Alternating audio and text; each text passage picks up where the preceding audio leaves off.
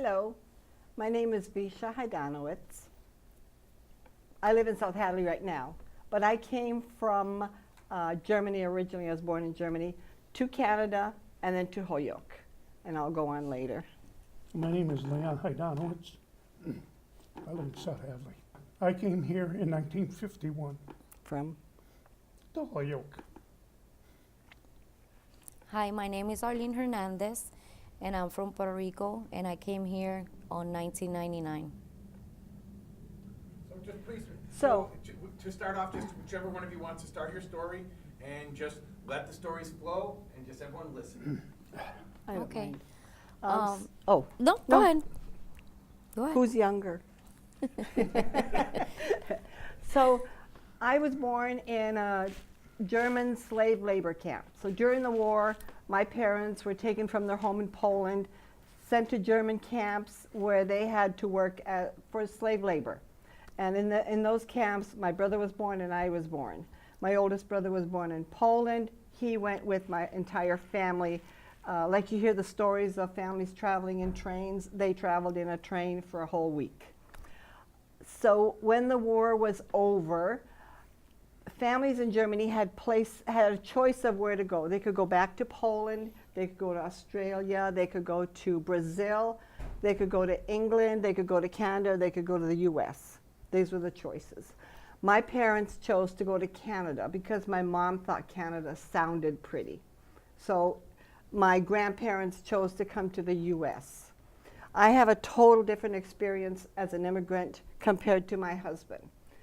When my parents emigrated, my dad had to go first because he had to get a job. He had a job waiting for him. He had to be there for a year to get established and find a home for us. So in the meantime, we were living in Germany. My mom, my two brothers, and myself. We got on a big ship. I brought a picture of it, the Samaria, that brought us to Halifax, Nova Scotia. In the month of February, so if you know Canada, northern Canada is pretty cold. So in the month of February, we were then put on a train and taken even further north to northern Ontario, where my dad was. In that little town, my dad was a gold miner, underground gold mining. In that town, we were all immigrants. There was people from all over the world that had come the same way we did from Germany. So living in this little town of immigrants from at the time, Czechoslovakia, Russia, Poland, I'm trying to think of some of the other countries, everywhere. They were from everywhere. It was a wonderful community because most of our parents did not speak English. We spoke our own languages at home, but we all went to the same schools. I went to a Catholic school, École Saint-Louis, a French Catholic school, and other people went to a public school. So, but we all got along very well. To this day, many of us that went to school there still congregate back in our little town where it has nothing there now. The mine is gone. I don't know how many. We had like 2,000 people there when we were booming. So picture Holyoke and picture 2,000 people. But we were a happy little town. As our town grew, my grandparents who lived in Holyoke, my grandfather was working in the paper mills. My grandparents didn't want my dad working in the mine anymore because it was very dangerous. We had a lot of friends that their fathers died in the mine, and the mine was under our town, so all the shafts were built under the town. So when there was a blast, you could actually feel the house vibrate, and sadly, you wait for that phone call to see if it's your dad. Anyway. So my grandparents didn't want my dad working in the mine. So they said, you got to come to Holyoke, you got to come to Holyoke. So we started filing our papers. It took 5 years of going from our little town to Toronto, which is a good 8-hour drive. But we went by train to get our immigration papers so we could emigrate out of Canada and immigrate into the US. We had to be promised a job. My dad was promised a job, we were promised a home, and I think that's it. And so it took 5 years. So on December the 22nd, we got on a train and came here to Holyoke. December the 22nd, 1962 was when I came here. It was miserable. It was a wet and cold day, and we had this beautiful snow all the time. It was just gorgeous winter weather. Came here to, I think most of you will know, the Lyman Street Bridge. There's a beautiful stone building over there. That used to be the train station. So we came to that train station and got a taxi and went to stay with my grandparents. And I'm going to end my story here, and I can continue later and let my husband continue with when he came. Yeah. I was born in a slave labor camp too. And my parents put in papers to come here. So we had a sponsor, the Bashista Farm in East Hampton. They sponsored us to come here. They had a job for us in housing, but it was only on paper because my aunt and uncle lived in Holyoke, and they had a 3-bedroom, and they had 7 people living there. So the 4 of us came, and my brother and my mother and father and myself. And we lived there for 2 weeks, and then it was in Ward 4. And 1951 wasn't it a great year. Then my father got a job in the paper mills, and my mother said that the neighbor said that you're gonna go to a Polish school. Now, I only spoke Polish and German. That's it. I got into school and I says, where's the Polish class? Oh, she says, we don't teach Polish here. It's only English. What school was that? MD's, Nata de la Rosa. I says, oh my God, I'm stuck now. So there I was, and I met a few guys that spoke Polish and German because they were immigrants, but they came like a year before. So they taught me the good words in English. You know what I mean. So from there, my mother didn't work. My father got a job in a paper mill down in the Flats, which was American Writing. And I went to school, and you know, we weren't prejudiced. Right next door, the block was all black folks, and we got along great. I didn't meet a Puerto Rican till about 8 years later. They came to Holyoke, and we were in where my aunt and uncle lived. They lived in a block next door, and then the time went on, and I turned 14, and my mother says to me, she says, you have to get a job. I says, where? Oh, she says, the school sent a letter that you can go to the tobacco farm. So I went to work on a tobacco farm. I made 75 cents an hour, or 12 cents for every post. So I worked there, and I made a lot of money. I met a lot of Polish people there that were not from Holyoke. They were from South Hadley, and they spoke Polish. So I was rich at 14. I even bought my first bicycle. Let's see. And this is the ship that we came on, this General Stewart. And that was quite a ride. I met a friend on the ship, and we used to go in the living room because everybody else was sick. Him and I were not sick. So we'd sit in the chairs, and as the waves would come along, we'd slide from one end to the other end. We did this day in and day out. So then we met this sailor, and he asked if we wanted a Coke. I looked at him, and I says, in Polish, I said, what does she mean? Oh, he says, soda. Oh, I said, sure, you know. So we cherished that soda all day.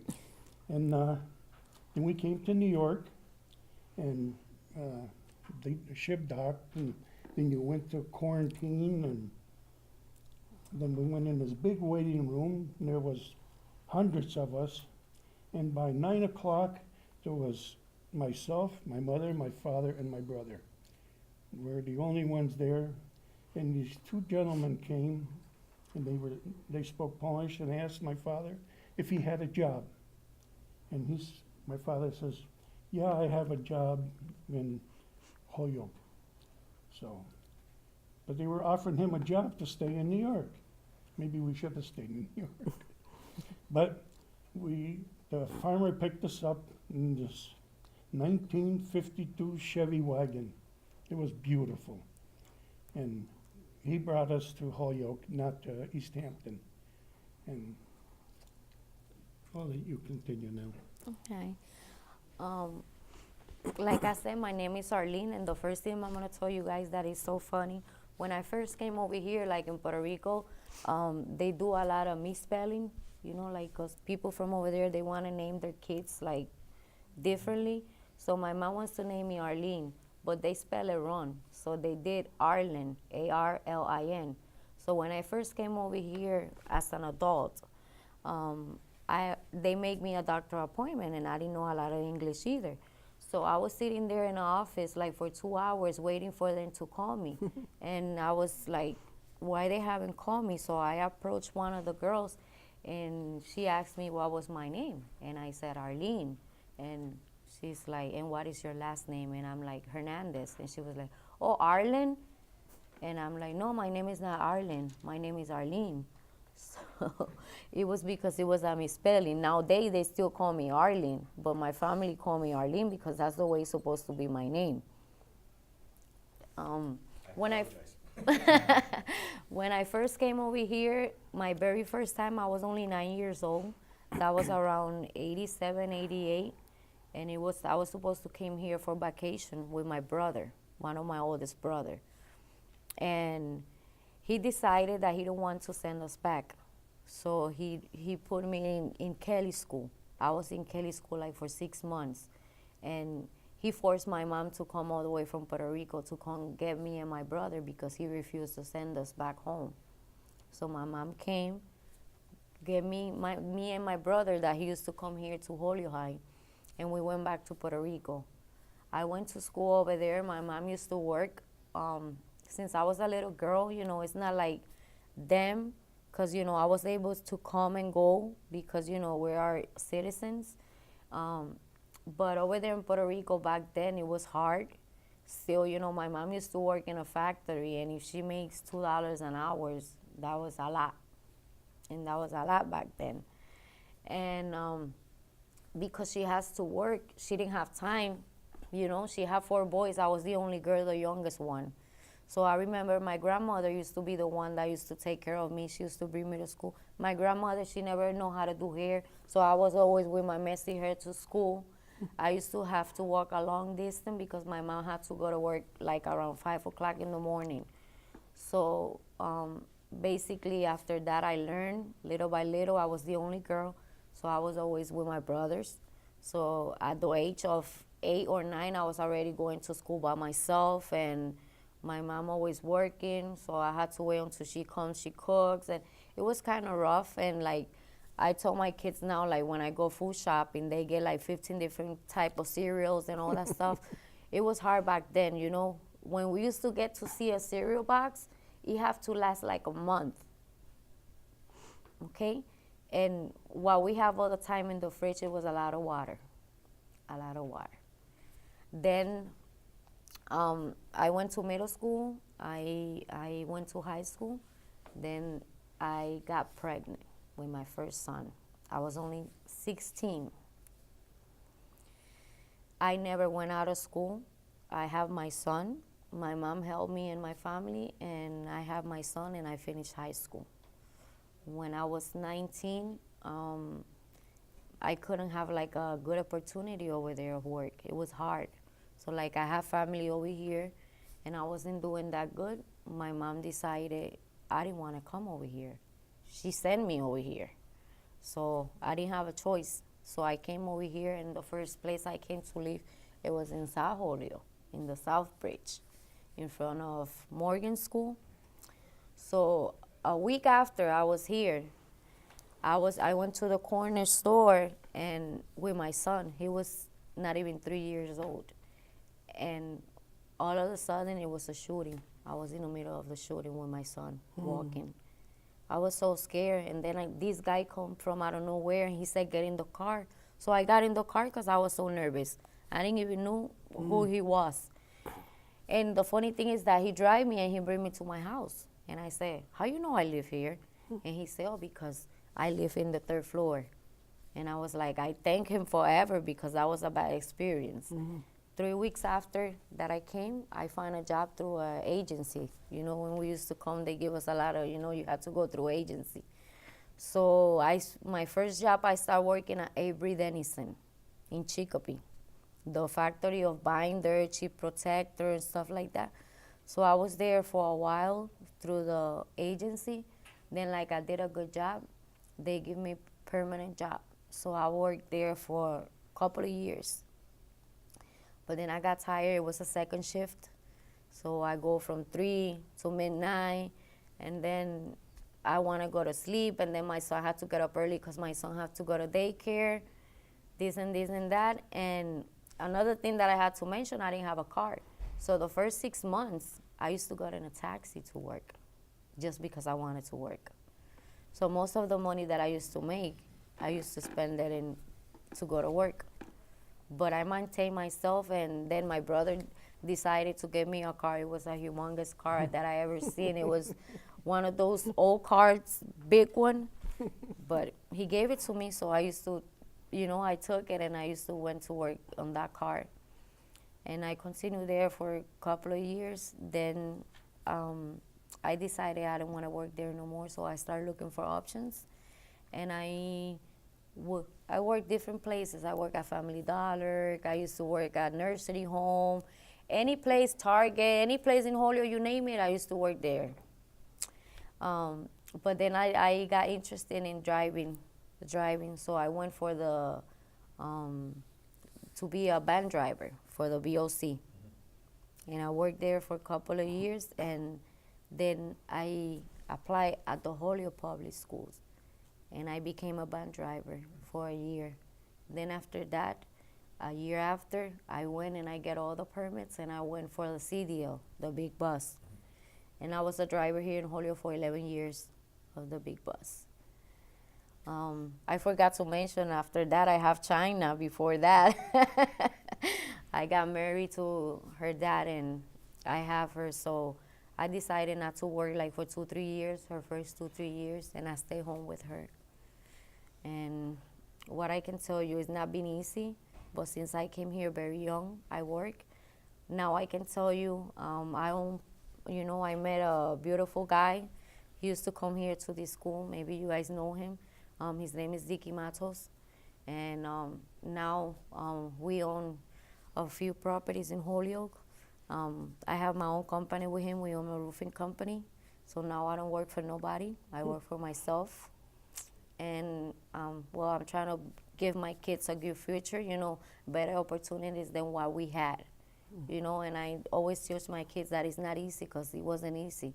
I went through a lot before I can now say I work for myself. I used to have to work. I used to have to see things that I didn't like, hold things from bosses that I didn't like, a lot of things that they were not fair. But I maintain myself because I know I have kids and I have a family. So, but thank God that he opened opportunities, and we never give up. And that's what we do now, I also plow for the city of Holyoke. We have a contract. So last 2 days I've been plowing for 10 hours for the city of Holyoke. And I don't know, it's been great. I love Holyoke. Now I feel like it's been 20 years that I'm here. And I feel like now I just went to Puerto Rico to see my family after the hurricane. And I was there and I was telling my daughter, I love my family and I love Puerto Rico, but it doesn't feel like home anymore. Like, I miss Holyoke. Like, I love Holyoke. Like, since I came to the United States, I've been in Holyoke. So I just feel like Holyoke is my home. So she was talking about how much money she made when she first started working. My first job was babysitting, 25 cents an hour. 3 kids. I had to feed them. I had to do all the dishes. I had to put them to bed. After midnight, I got 50 cents an hour. So that was a lot of work when you think about it today. 25 cents an hour to take care of 3 kids. When I came to Holyoke, I came here and I turned 16. It was difficult. I left all my friends that I grew up with to come here to Holyoke, to Holyoke High. I graduated from Holyoke High also. To come here at the age of 16, all the groups were already set. I was halfway through my junior year, and I didn't have many friends. And I didn't realize this until I was an adult, why I didn't have a lot of friends in Holyoke, and why I didn't date boys from Holyoke. And that's because my first friend was a black girl. Because I didn't grow up with discrimination in our little town, because we were all from such a diverse community. We also had black people that came to work in the mines. We were so diverse that we just never felt any discrimination. So when I came to Holyoke and I didn't have friends, this black girl named Johnny Mae Owens, that's correct, thank you. The Owens family owned a little store called the Red Top in southern Holyoke. And Johnny Mae was my friend, and I got a job working in a millinery, which is ladies' hats, very popular in those days. And after school, Johnny Mae and I would go to work at the millinery, and her mom used to pick us up sometimes and take us down to South Holyoke, which is on the corner of Main and, is that Franklin or Sargent? Franklin. Where the big building was a department store called Clark's. And so above the stores was the millinery. Her mom used to pick us up in this huge pink Cadillac. Yeah, those cars were big.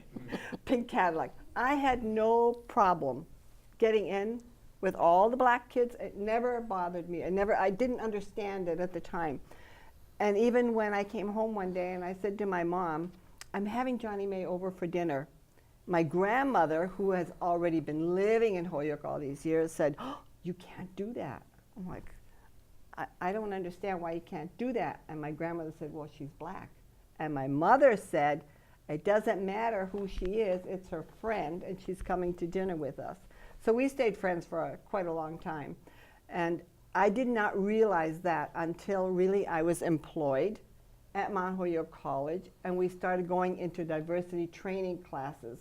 And at that point, as an adult, I said, wow, that's why I was never asked on a date for any boy at Holyoke High. I dated the boys in Chicopee, but that was fine. I married the boy next door. Leo lived next door to me, and when I first came here, his family were friends with my grandparents, and they told him I was coming here and asked him if they would take me to school, to high school, so I'd know, where the high school was. So every morning he would pick me up. Every morning, I would see him every day, and I'd look out the window and I'd say, yep, I'm going to marry that guy. Yep, I'm going to marry that guy. It took me 6 months to learn his last name, which is Hajdamowicz. My poor grandmother, I'd say to my grandmother, Babcha, what's his name again? And she'd tell me his name. It's like, oh, I'm never going to remember that. So anyway, he picked me up every day. We'd go to school, and we never talked in the car, ever talked. And then one day, he didn't pick me up. It's like, I don't even know what it was, months later, or whatever it was. He didn't pick me up. I'm like, oh crap, I didn't pay attention to where I go to school. I think I went that way. So I started walking toward the high school, and I got to the school, and then it's time to go home. It's like, I don't even know my address. I have no idea where I live, but I got to come back the same direction. I actually found my way home. So I don't even know what else to tell you. I graduated from Holyoke High. It was the last graduating class from the old high school, the 100th graduating class, the first graduating class to use your field for commencement exercises. I didn't go to college. My mother was adamant that I go to college. But my schooling in Canada was so advanced that when I came here, I was literally bored. I was so bored in school that there was just no way I was going to continue my education. So the following year I got married. The following year I had a child. And it went on from there. And needless to say, we struggled too. We've had some very difficult times. My husband worked for a company that had 3 unions. So you know, if one union is on strike, the other 2 can't work because they can't cross the picket line, they can't collect, they get no money at all. So we were going through stages like this. We had no money coming in. I wasn't working, I was home with 2 children. And my husband, when we needed a loaf of bread, we always remember that. We needed a loaf of bread. We did not have 35 cents for a loaf of bread.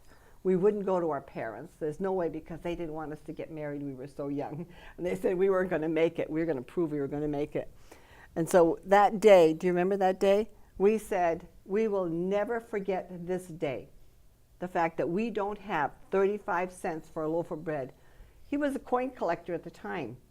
We had coins, but we didn't even think to take those coins, right, to use them. So we signed up for welfare. It's like, what are we going to do? We're going to go My cousin says, you can get assistance. Yeah, we said, you know what, we'll go to welfare. We went to welfare, we signed up, we got our, at that time they gave you letters, big letters. You had to go to the store with this big letter showing that you were on welfare. You went to the bank, you got food stamps, so you paid $10 and you got $20 or $25 back in food stamps, which was a lot of money. Your money went long distance. And I told my husband, we can't live like this. This is ridiculous. So I went out and I got a job at Mahoyo College. I called the welfare office and I said, look, I have a job.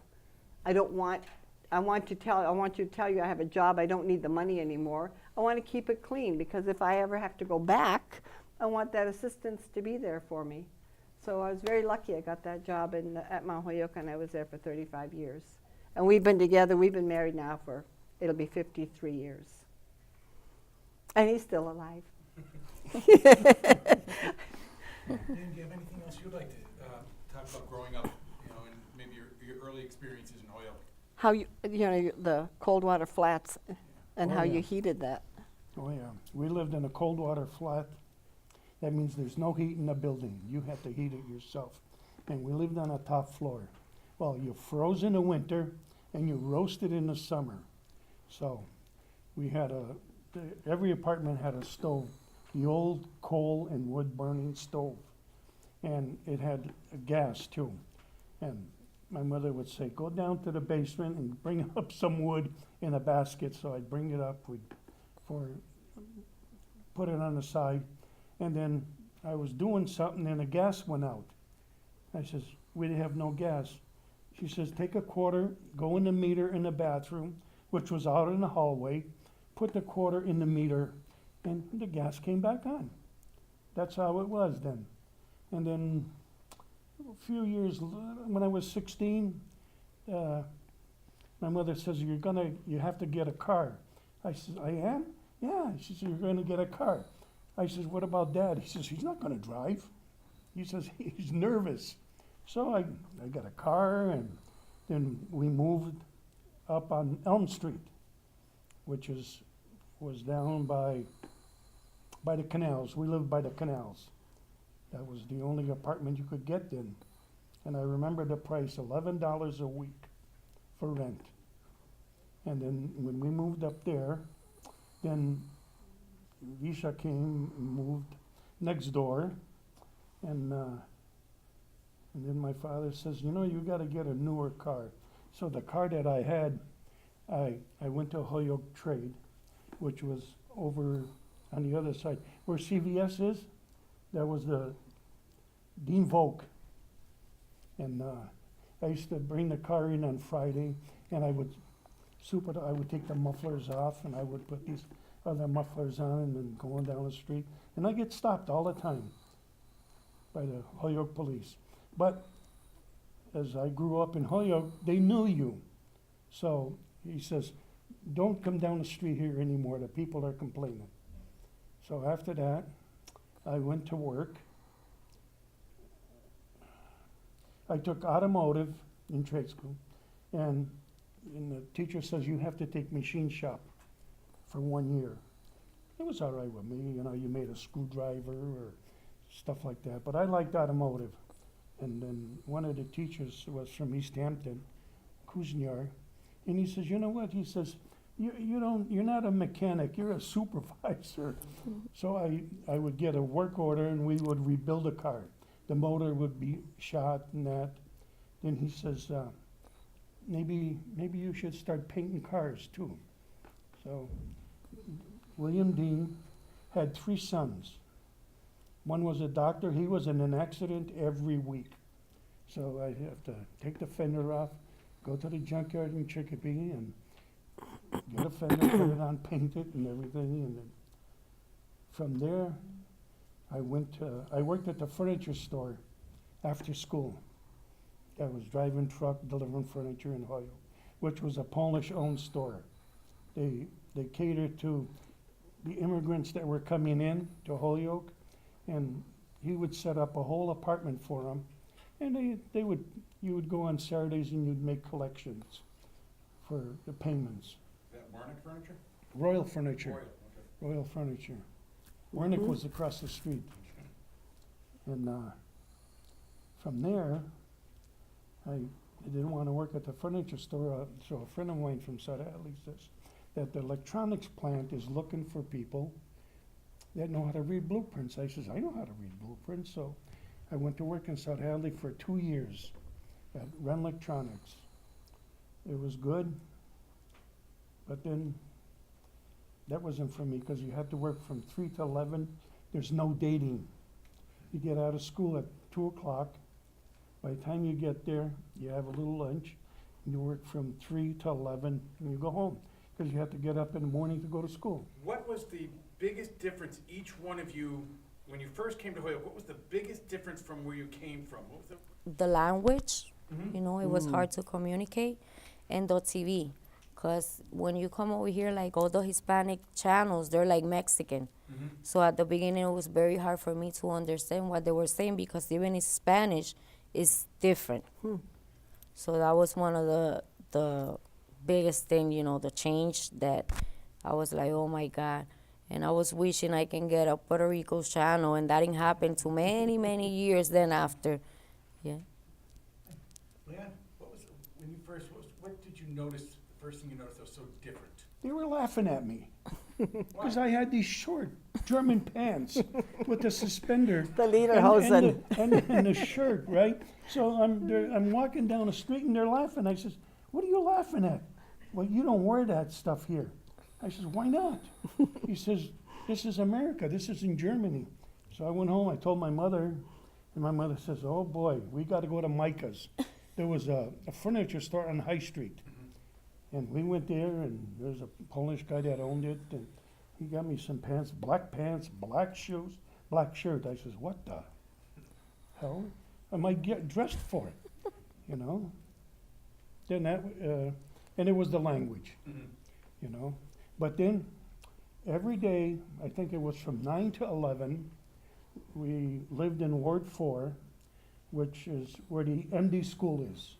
That was a Polish section. And you walked through there, and WACE in Chicopee, there was a radio station, and there was a Polish guy that had a Polish program. His name was Andy Schuperla. And that's all you heard. I said, oh my God, I had to leave to go like down toward like Hamden Street to get rid of the music, because that's all you heard. Every day, and on Saturday and Sunday it was from 8 to 12. And then I get home and that music is on. And that was heartbreaking. I just wanted to mention that I was telling you guys about what I do now, but I just wanted to mention that it wasn't always easy. And when I first came over here, like she was saying, even, you know, I came many, many years after then, but it was a lot of conflict with Hispanic, Black people. The gangs back then, it was very bad. You know, like the ones that used to be in Sajolio, they cannot go to the flats. The one from the flats cannot go to Sajolio. So it was very tough back then, you know. It was like, I used to be scared to go out, you know, because you never know what was going to happen. That's one of the things. And another thing is that Now I have a whole bunch of properties and I own the company, but at the very first beginning, I used to live in housing, in the flats, in the project. That was my first apartment. Then from there I moved, they gave me Section A and I moved to Tokeniki. And I lived there. And I did get assistance, but I took advantage and I did what I have to do. So then I can, get advantage what I needed, but then I knew I didn't want to live for the rest of my life, from assistant. And I did what it was right and I worked. And I remember when we first buy our first house, it was hard. I saved like the money from my taxes like for 5 years, and my husband too, because we didn't want a mortgage. We want to buy the house cash. And it was in Glen Street, my first house. I still lived there. And it was messy, like the floors, nothing worked on the house. So we didn't know a lot, but we decided to fix ourselves. And I remember my kids, they were little, and it was 3, 4 o'clock in the morning, and I was in the house working with my husband, doing the floors, trying to do the sheetrock without knowing. And little by little, it took us a long time, but we finished the house. And I remember my kids sleeping on the floor. They were tired. The next day, they have to go to school, but we need to pay the price, and thanks to God that we decided to pay the price. We never give up.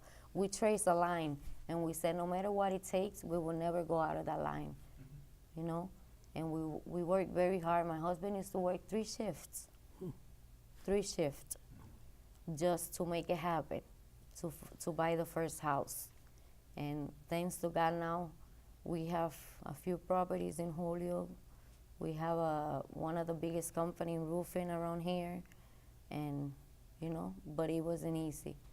So I tell you guys, whatever you want to be, you can be. And it's not easy, but you guys have it a lot easier now, than back then. So take advantage, go to school, do good, and whatever you want to be, you can be. And any last words? So we're just coming up to the end of class.